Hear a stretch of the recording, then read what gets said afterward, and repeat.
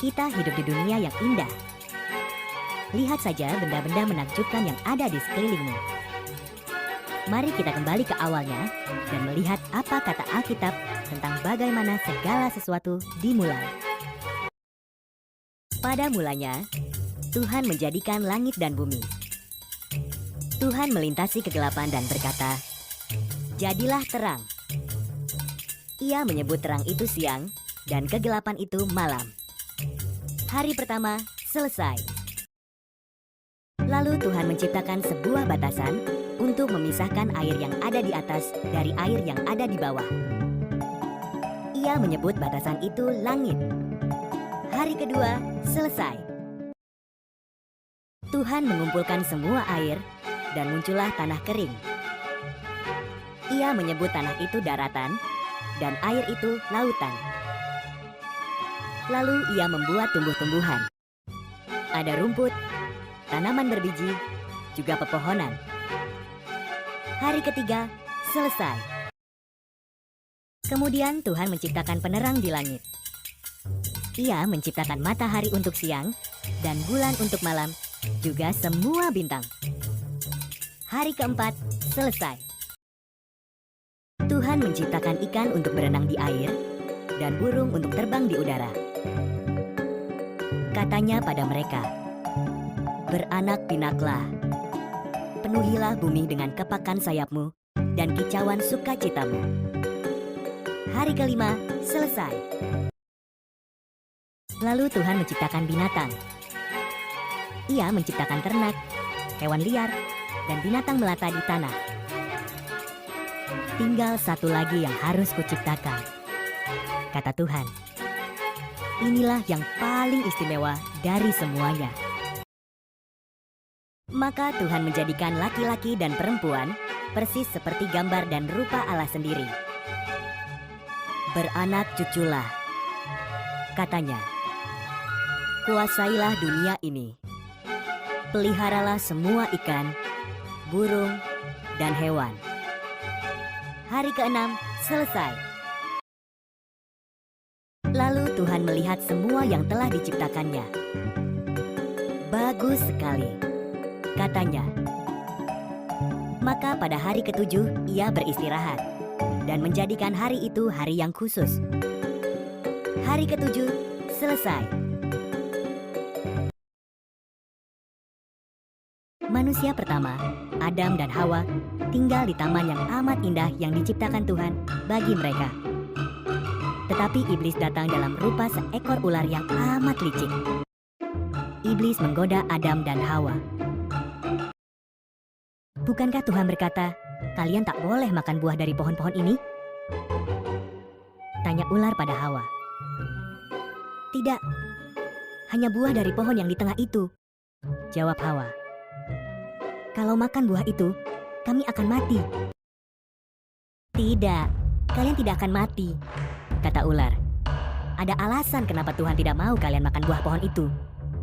Kalau makan, kalian akan jadi seperti Tuhan. Kalian akan tahu semua yang diketahui Tuhan." Hawa makan buah itu. Ia memberi sepotong kepada Adam yang ada di dekatnya. Adam memakannya. Seketika itu juga, keduanya menjadi tahu hal-hal yang tidak pernah mereka ketahui sebelumnya. Salah satunya, sekarang mereka tahu mereka telanjang. Mereka segera menjahit daun-daun untuk menutupi tubuh mereka. Ini aneh, karena dulunya mereka tidak pernah merasa takut ataupun malu. Tuhan memanggil, "Adam, Hawa." "Kami bersembunyi sebab kami telanjang," kata Adam.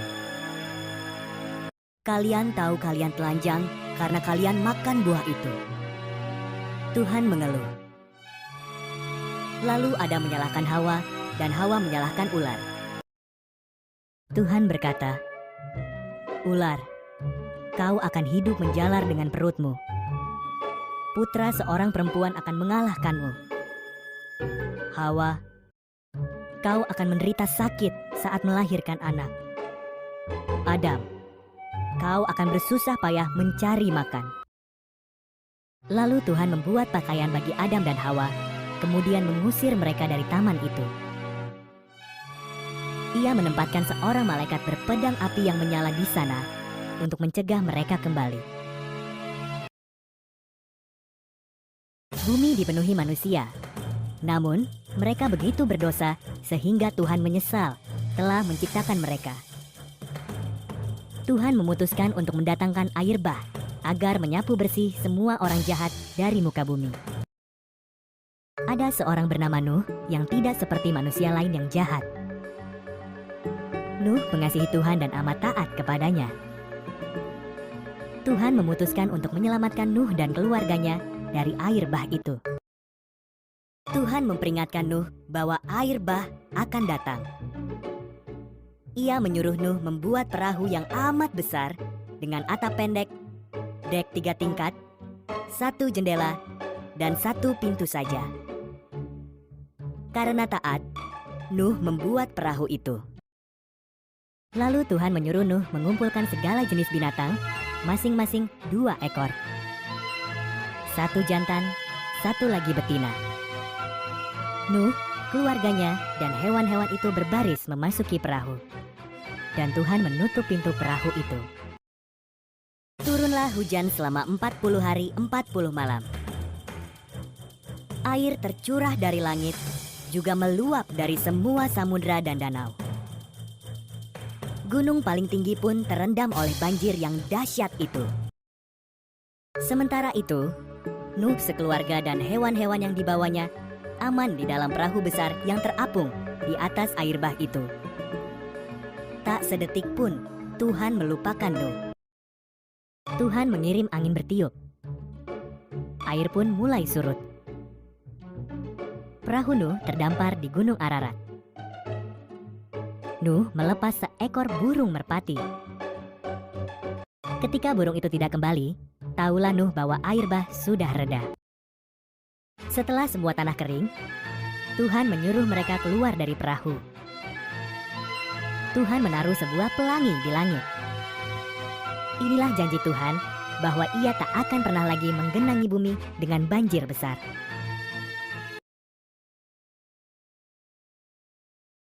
Abraham tinggal di Haran. Tuhan berfirman, "Abraham, aku ingin kau meninggalkan Haran dan pergi ke negeri lain." Tuhan tidak memberitahu Abraham kemana ia harus pergi. "Percayalah kepadaku," kata Tuhan. Tuhan berkata, "Lakukan perintah ini, maka keturunanmu akan menjadi bangsa yang besar." Mana mungkin, pikir Abraham. Sebab Sarah istrinya sudah terlalu tua untuk beranak. "Percayalah kepadaku," kata Tuhan. "Pergilah kemana kuperintahkan," kata Tuhan. "Maka keturunanmu akan menjadi lebih banyak daripada jumlah bintang di langit. Keturunanmu akan menjadi berkat bagi seluruh dunia. Percayalah kepadaku." Abraham pun percaya kepada Tuhan. Dibawanya Sarah, keponakannya yang bernama Lot, dan semua harta benda milik mereka. Abraham pergi mengikuti perintah Tuhan ke sebuah negeri bernama Kanaan. Setibanya di sana, Abraham berkemah di Sikem. Tuhan menampakkan diri kepada Abraham. "Aku akan memberikan negeri ini kepadamu dan kepada keturunanmu," kata Tuhan. Abraham membangun sebuah mezbah untuk Tuhan di sana. Abraham mengelilingi negeri perjanjian Tuhan itu. Betapa senang hatinya telah mempercayai Tuhan. Maka dibangunnya sebuah mezbah lagi untuk mengucap syukur kepada Tuhan atas semua janjinya. Tuhan menjanjikan seorang putra kepada Abraham. Dari putra itu akan lahir banyak sekali keturunan yang akan memberkati seluruh dunia. Tetapi Abraham dan istrinya Sarah sudah terlalu tua untuk punya anak. 20 tahun berlalu. Abraham tetap percaya akan janji Tuhan. Ketika usia Abraham 100 tahun dan Sarah 90 tahun, Tuhan mengingatkan mereka akan janjinya. Sarah akan punya anak. Saat putra mereka lahir, Sarah begitu gembira sehingga ia tertawa penuh sukacita. Tuhan telah membuatku tertawa, katanya. Maka mereka menamai anak itu Ishak, artinya ia tertawa. Ketika Ishak masih kecil, Tuhan menguji Abraham. Ishak harus dibawa naik ke Gunung Moria, dan Abraham harus membunuhnya sebagai korban bagi Tuhan. Abraham amat bingung, namun tetap percaya kepada Tuhan. Ishak memikul kayu bakarnya, Abraham memegang pisau dan obornya. Bersama-sama mereka mendaki gunung itu. "Mana anak domba yang akan kita persembahkan?" tanya Ishak. Jawab Abraham, "Tuhan akan menyediakan." Abraham menata kayu di atas mezbah, mulai mengikat Ishak dan membaringkannya di atas tumpukan kayu itu. Tangannya mengangkat pisau tajam untuk membunuh Ishak. Tiba-tiba seorang malaikat berseru, "Abraham, jangan lukai anak itu," kata malaikat. "Tuhan tahu kau percaya akan janjinya. Lihatlah semak-semak itu. Ada domba jantan yang tanduknya tersangkut di belukar. Korbankan domba itu sebagai ganti putramu." Maka Abraham mengorbankan domba itu menggantikan putranya. Ia menamai tempat itu, "Tuhan akan menyediakan." Yakub punya 12 anak laki-laki, tapi ia paling menyayangi anaknya yang bernama Yusuf. Yakub menghadiahi Yusuf jubah cerah warna-warni yang indah sekali. Saudara-saudara Yusuf iri padanya. Mereka membenci Yusuf. Yusuf juga mendapat mimpi-mimpi yang hebat. "Dalam mimpiku, kita sedang mengikat berkas-berkas gandum," katanya. "Dan berkas-berkas kalian tunduk menyembah berkasku." Saudara-saudara Yusuf makin benci padanya. Yusuf bermimpi lagi. "Matahari, bulan, dan 11 bintang sujud menyembah padaku." Tentu saja ayah dan semua saudaranya menggerutu kesal. "Maksudmu, kau akan menjadi raja kami?" Suatu hari, semua saudara Yusuf menjaga domba di ladang. Dari kejauhan, tampaklah Yusuf datang menghampiri mereka. Segera mereka berencana untuk membunuh Yusuf, biar tamat semua mimpinya.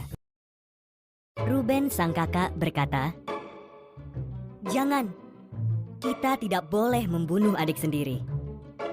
Lemparkan saja ke dalam sumur kering ini." Mereka mengoyakkan jubah istimewa Yusuf dan melempar dia ke dalam sumur itu. Datanglah iring-iringan pedagang Arab berjalan menuju Mesir. "Kita jual saja Yusuf menjadi budak orang-orang Arab itu," usul Yehuda. Maka mereka pun menjual Yusuf seharga 20 keping perak. Jubah Yusuf dicelupkan ke darah kambing oleh kakak-kakaknya dan ditunjukkan kepada Yakub. "Anakku sudah mati," ratap Yakub sedih. Sementara itu, Yusuf dibawa ke Mesir. Tetapi Tuhan menyertai Yusuf. Di Mesir, para pedagang Arab menjual Yusuf kepada Potifar, salah seorang panglima pengawal Firaun. Tuhan memberkati Yusuf dan membuatnya selalu berhasil. Potifar mengangkat Yusuf menjadi kepala rumah tangganya. Yusuf melayani Potifar dengan baik. Istri Potifar merayu Yusuf agar berdosa terhadap Tuhan. Yusuf menolak, jadi istri Potifar memfitnahnya. Potifar mempercayai istrinya dan Yusuf dipenjara. Di penjara, Yusuf berjumpa 2 orang hamba Firaun. Mereka bermimpi dan Tuhan menunjukkan maknanya masing-masing kepada Yusuf. Penjelasan Yusuf menjadi kenyataan. Juru minuman Firaun dibebaskan, namun juru rotinya dihukum gantung sampai mati. 2 tahun kemudian, Firaun mendapat 2 mimpi yang amat meresahkan. Juru minuman itu ingat semua bantuan Yusuf dan bercerita kepada Firaun. Firaun pun memanggil Yusuf dan menceritakan mimpi-mimpinya. Tuhan menunjukkan arti mimpi Firaun kepada Yusuf. Selama 7 tahun, makanan akan berlimpah ruah, kata Yusuf. Jadi simpanlah makanan, sebab sesudah itu akan datang 7 tahun kelaparan hebat. Firaun amat kagum akan hikmat Yusuf. Maka, diangkatlah Yusuf menjadi pimpinan tertinggi urusan penyimpanan makanan. Selain Firaun, tidak ada orang di Mesir yang lebih berkuasa daripada Yusuf. Saudara-saudara Yusuf pergi ke Mesir untuk membeli makanan. Mereka sujud kepada Yusuf, namun tidak mengenali dia. Saat Yusuf melihat mereka sudah berubah, Yusuf memberitahu mereka siapa dia sebenarnya. Saudara-saudaranya ketakutan. "Kalian ingin mencelakakan aku," kata Yusuf. "Tapi Tuhan memakai itu demi kebaikan kita. Mari, bawalah seluruh keluarga kita ke Mesir. Di sini ada banyak sekali makanan.